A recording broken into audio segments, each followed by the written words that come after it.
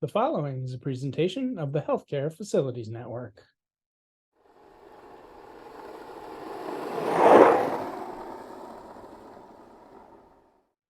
Hello, and welcome to the Healthcare Facilities Network. I'm your host, Peter Martin from Gosselin Martin Associates. As always, thank you for clicking on this episode of the Healthcare Facilities Network. I would like to introduce my guest first, Jennifer Bender. Jen is a principal consultant at APC, which stands for Associated Professional Consultants. Jen's group provides strategic coaching and guidance to senior executives and stakeholders on human capital management, organizational design, policy development, and change management.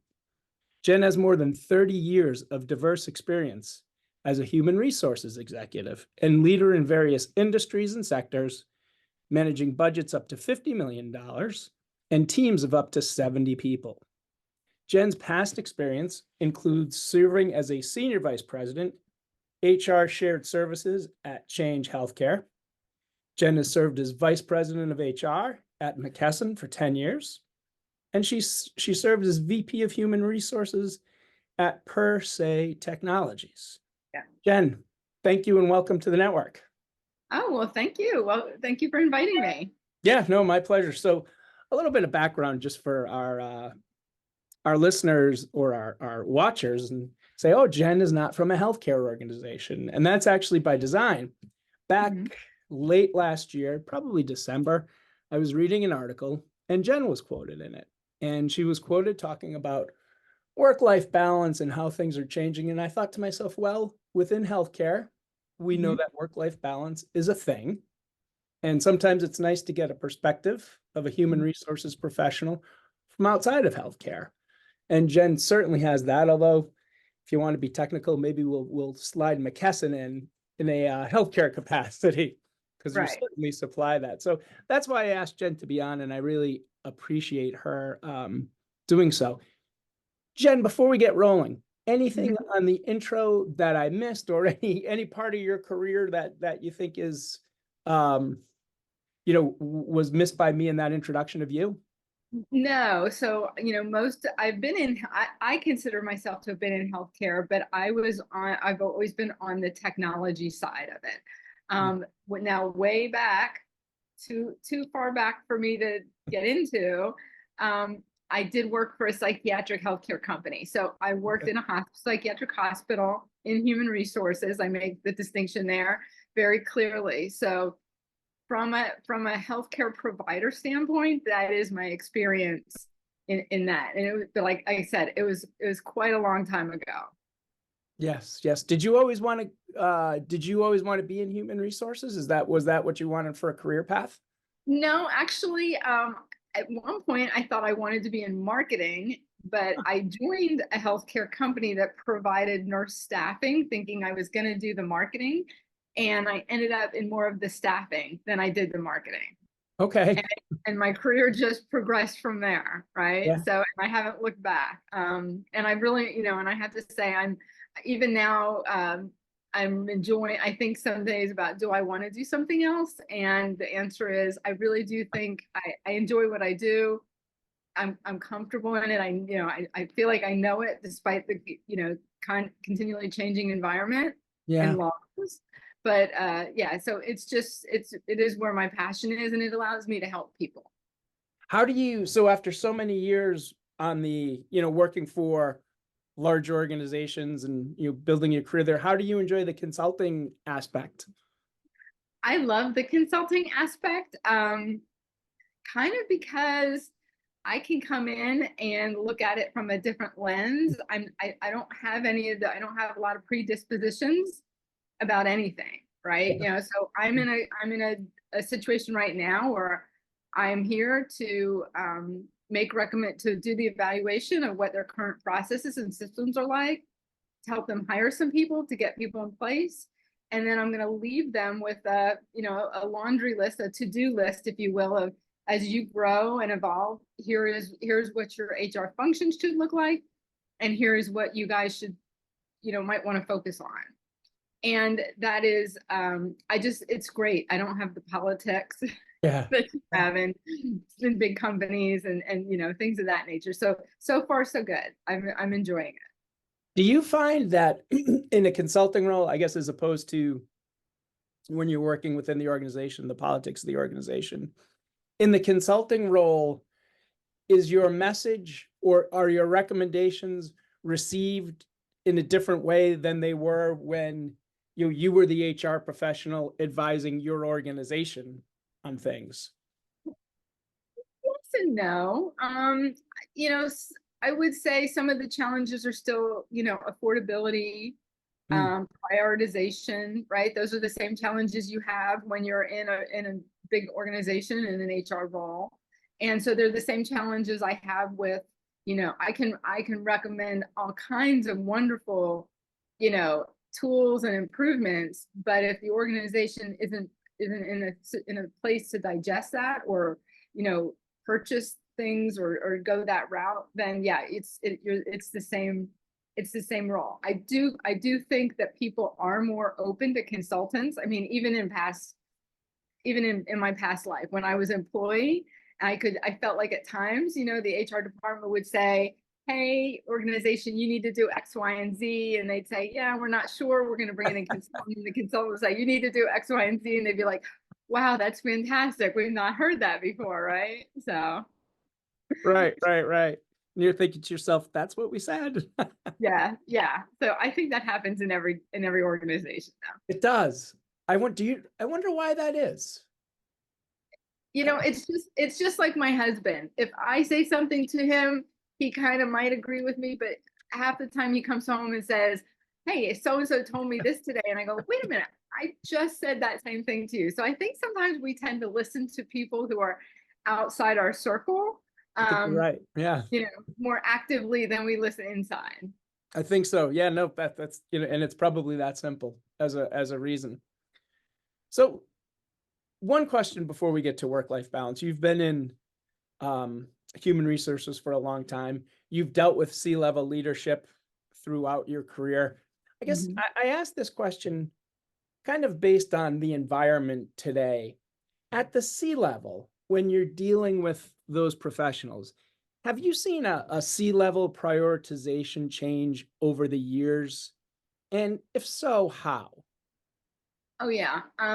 So I've seen it in a few areas. So obviously that the hot thing right now is DE&I, right? Diversity, equity, and inclusion. So I would say that went from CEOs and C-level folks not even caring if we filed our affirmative action plan to what are our DE&I goals. We need to have them as at the very top of the house. They need, CEOs saying they need to be on my goals. We need to cascade them down. So that's really something that's been a huge shift over, I'd say, the last 5 years, right? The other thing I'd say has been a little bit of a shift is, the leadership competencies have become a little bit of a worry and more of a focus for CEOs and C-level, because their leadership is having to do things that they haven't had to do in the past. It's not as simple anymore in a lot of companies. It's just, setting your strategic plan and managing to it. You've got people who have to have competencies in working, in other countries, managing contingent staff, dealing with immigration laws, dealing with the political environment. They have to be more comfortable in all of those areas than they've had to be, ever before, I think. So the building the leadership capabilities has become a real focus for CEOs and CFOs. And then, I would say just a focus on the environment. The last few places that I've, few leaders that I've talked to, and few places that I've even worked, we've really had to focus on, are we doing the right things for our employees to make it easier for them to do their job? So think about employee experience. When I come on board, what's my experience onboarding? What's my experience when I'm, while I'm working? What is driving me? Am I getting the tools? Do I know where to get tools? We're talking at the place I'm consulting right now about the fact that they have multiple communication streams, which they thought was a great thing, but it's turning out to be very confusing for the end user. Kind of, well, I get feedback this way. I get information this way. I have to log on here to get information. So it's not really easy for the employee. So how do you streamline that, right? So there's a lot of concern about, just, I would say, all of that employee experience, DE&I, leadership training. And obviously with leadership training too, is their capability in figuring out all of this AI and what that means, right? The technology is moving faster than we can keep up with. And that is part of what leaders are also, because they want people who can develop market strategies around that very quickly to keep up with it. But at the same time, they have concerns about what it means. Yeah. Wow, that's a lot. Interesting. That's a really good answer. Thank you. Let me, leadership capability. I want to go to that one for a sec. Find those leaders. One of the things here in our world of healthcare facilities management, 10, 15 years ago, at the director level, the manager level, the technical competencies were what you were looking for. Their ability to run the building, the infrastructure of the building, keep it going. Now we've seen a shift to, you need that technical, but you also need those soft skills, the ability to communicate, lead, listen. They've almost become as important as the technical. In listening to you, it seems like at that C-level, there's been a similar shift to kind of with a focus on those softer skills. Is that accurate? Yes, absolutely. You have to be able to know. It used to be the smartest person in that particular function, to your point, got promoted, right? And now it's more about what you can bring to the can you inspire people? How do you take care of people? How do you develop the next leader? Right. So yes, that's become incredibly important. Every place that I'm aware of, and I know people working, and all my former vice presidents who have gone on to be CEOs now have that as a strong focus. There, what are the leadership competencies that you have to move to that next level? And those are mostly soft. Yeah. Yeah. Are those, we have a difficult time in this field as well, finding people who have all those skills, even sometimes finding people in that realm, that C-level realm that you operated on. Are there people out there with those skill sets, or are they similarly having a difficult time identifying and finding people to fill roles? Well, there's definitely people out there with those skill sets, but I will say that when you find them, they really do stand out, right? So there's a lot of people that have them that you want to they end up, you capitalize on them. But then there's a lot of companies who have realized also that you have to educate and train for some of that. And so, we've developed very robust training methodologies over the years. It's what I'm recommending currently when in my consulting is you've got to map out your competencies. You've got to live them. You've got to teach people what they mean, so they can go forward and hone those skills, right? And hone those abilities. Do you find that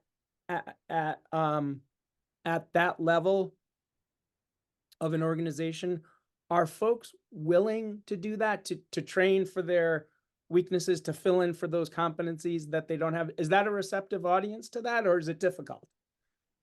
I think it's a receptive audience to the people that want to move ahead, right? The folks that I find are resistant are typically the folks who don't necessarily have like a growth mentality.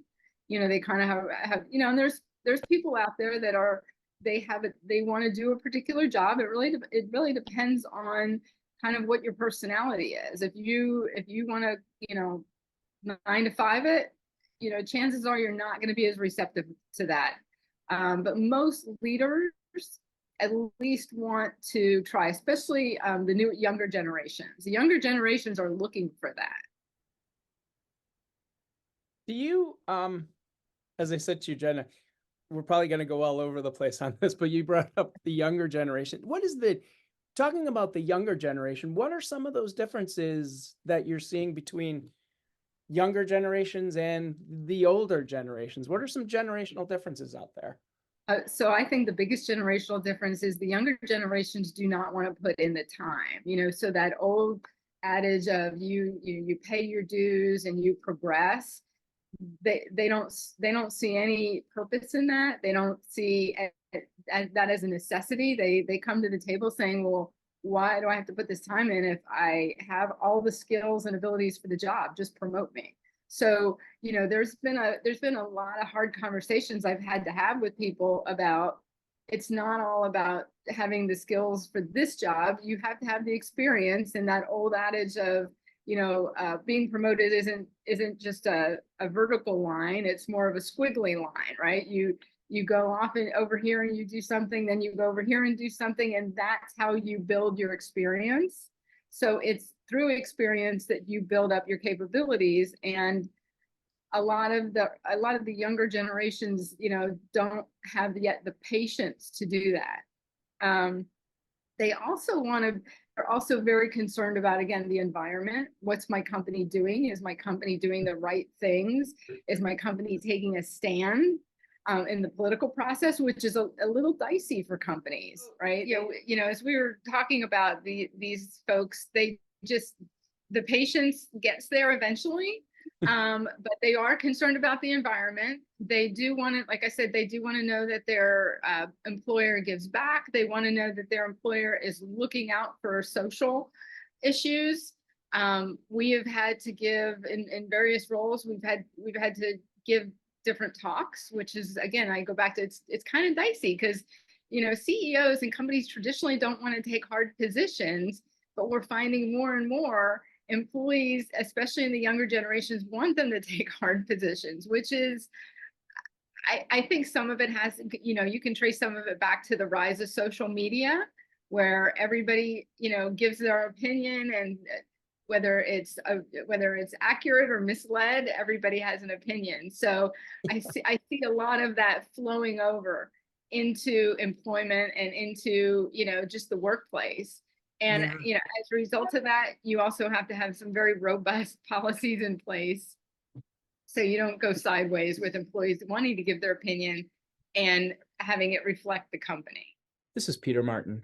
If you or your organization is interested in advertising or partnering with the Healthcare Facilities Network, including sponsoring content, then please email me using the barcode in the lower right of your screen. From the trades level to the vice president level, from planning, design, construction, project management, compliance, safety, and security, the Healthcare Facilities Network reaches FM people where FM people are. Yeah, that, it's interesting. Talking about wanting to be promoted relatively quickly and lack of patience. Is there an average length that you find that the younger generations want to be employed before they're promoted? Is like 3 years, 2 years, short? Is there any ballpark number of years that they want to be promoted in? No, there's not. I've seen everything from, literally we've had interns come in, we've hired them, and in 6 months to a year, they're saying, well, what's my next job? Yeah. And you're like, well, you've been here a year, right? You don't know what you don't know. We can start, and how you get around that, quite frankly, not getting around it, but how you meet that need sometimes is by having them participate in various projects, giving them adjacent responsibilities. And it's kind of a way to drive their growth. And they get these responsibilities and they get into them and say, whoa, I got a little more learning to do. So there are ways to kind of quell that, thirst and frustration when they don't move up fast enough. But I've seen people be there 6 months and want a promotion. I had a lady that worked for me. She wanted to get ahead. She ended up leaving the company And she came back and she's like, yeah, my expectations of moving up were really out of line, because she got into another company where she was over promoted. And she learned very quickly she didn't know what she didn't know. And then she came back, and after 3 years, she came to me and she said, one of my biggest concerns is I'm worried that I've been in this job 3 years and that's going to reflect poorly on me. And we're like, no way. Yeah. I said, what you need to demonstrate if you want to go for a promotion, what you need to show them is how much progress you've made and how many projects you've been successful with in this role. And that made her, she felt better after that conversation, because she could see that her role and her area had completely transformed, and she was part of that. So she could sell that as part of selling herself. Yeah. It's interesting. You say that 3 years, and if I'm in the role for 3 years, how do people look on me? I remember we were doing a recruitment once, and I was obviously working with the HR department, and there was a candidate in front of them, and he had been with his organization for 12 years, very well qualified. And she looked at him, at his resume, and said, "What's wrong with him? He's been there 12 years." And I was like, yeah, so it's really strange. Can I ask you a question about tenure? And I think it goes with kind of if there's been, what the changes are in the world today. I'm finding like you're just getting more people, and they don't even have to be the younger generation. They don't even have to be millennials. It could be across the board.